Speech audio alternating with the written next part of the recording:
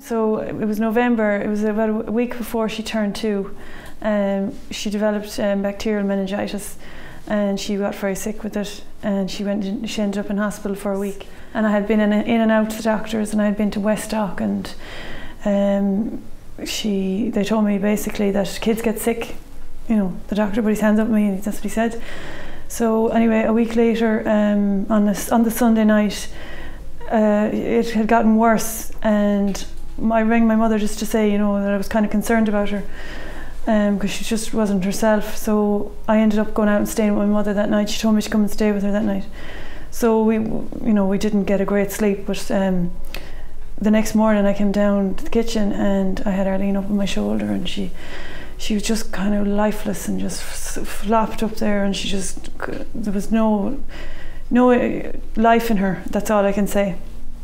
And my mother looked at her and she said, I think you should ring your own doctor and get a second opinion. So I did.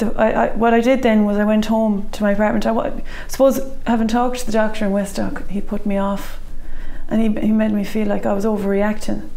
And you just don't know when you're that age, like when you're young as well, you just don't know. And it's your first child as well, So I went home and I put her into bed, and I called the doctor. Well, we woke up, actually what I did first, we woke up at 12 o'clock or so.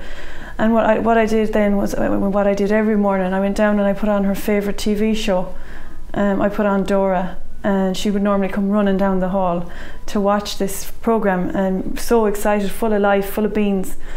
She didn't move out of the bed. I think that was the first time where I thought, something isn't right here. It definitely was. An alarm bell went off at that point. I went down to the room, and the first thing, I walked into the room and she just vomited straight away. Her temperature was really high.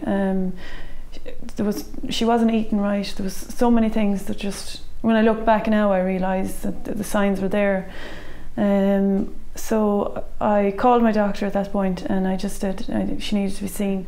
So I went in with her at 3:30, and as I was sitting in the waiting room, I looked down at her, and a rash started to appear in front of my eyes, all over her body, like. So I started to panic. I started pacing the room, and straight away I did think meningitis was the first thing I thought. But at the same time I thought, I didn't know what to do. I thought, do I start shouting now? Do I start screaming at somebody for help? Because in my mind, once you see the rash, you know, in some cases it's too late. So I had that. That's all I could think about. So when the doctor did see us, straight away I said, what's wrong with her? And she said to me, you know, sit down, calm down, I need to examine her. So I did that. Her temperature was 43 at that stage. My doctor was concerned because she knew Arlene, and she knew her from birth, and she said, later she told me that there was something wasn't right. We did go to examine her. She said she cried, but it wasn't a scream, it was more like a moan, where she was just in agony, and she was so weak that she couldn't even get the energy out, or the energy up to get the cry out. She put me in the next room, and she gave her a suppository. She put me in the next room, and she said she was going to give us maybe half an hour or something to see if the temperature came down. So she came back in and examined her, and it wasn't. The temperature wasn't coming down. So she gave me a letter and she sent me into hospital, and that was we drove in traffic, 6 o'clock rush hour traffic. There was an ambulance in front of me. I remember thinking, I was talking to her the whole way in, and I kept thinking, if something happens, I'll run out and I'll bang on the ambulance or something. You know, you just don't know, like.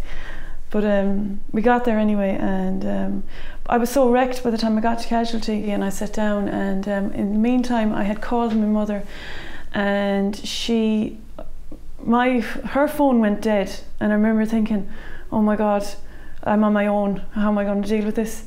So anyway, I ended up at casualty, but in the meantime my mother was on her way into the hospital, thank God, because I sat down, and I wasn't sitting for 2 minutes when I turned around and she was coming through the doors. And my mother was on a mission, so she was that day. She just knew herself there was something wasn't right with Arlene.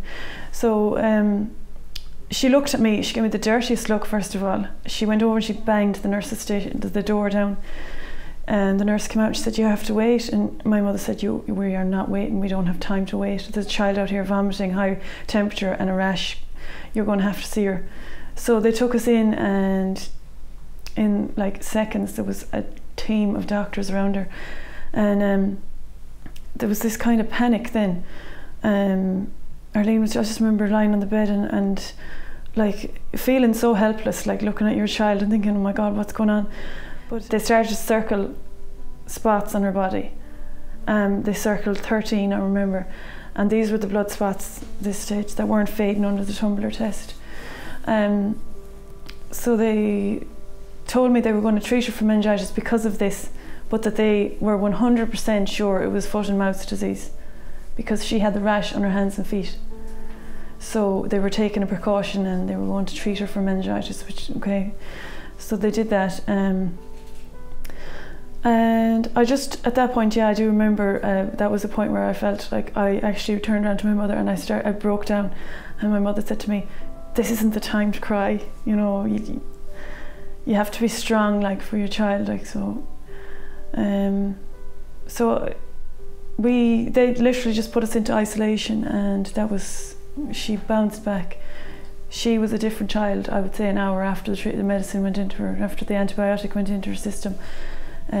She bounced back. They put us in isolation for a week, and on the Wednesday the consultant came around and he confirmed it was bacterial meningitis. It was meningococcal septicaemia. He said to me, whatever was coming was potentially very serious, and you just happened to be in the right place at the right time. So after Arlene had fully recovered, I suppose I felt very isolated, and I felt like I'd been through this life changing experience, and I thought I wanted to tell somebody, and I wanted to sort of just reach out to somebody, or just have somebody sit down and say, you know, I understand, and I know what you went through. I read a story in the paper about Siobhan Carroll and about how she lost her daughter Ava, and it happened to be the same year that Arlene had it.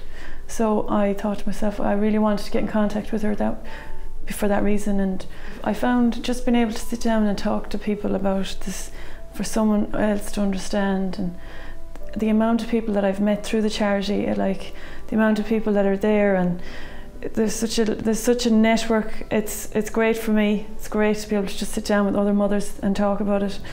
You make friends for life through something like this, and they have been brilliant. Like I'll do everything that I can now to work. Like I would do anything to help them out, to work with them myself.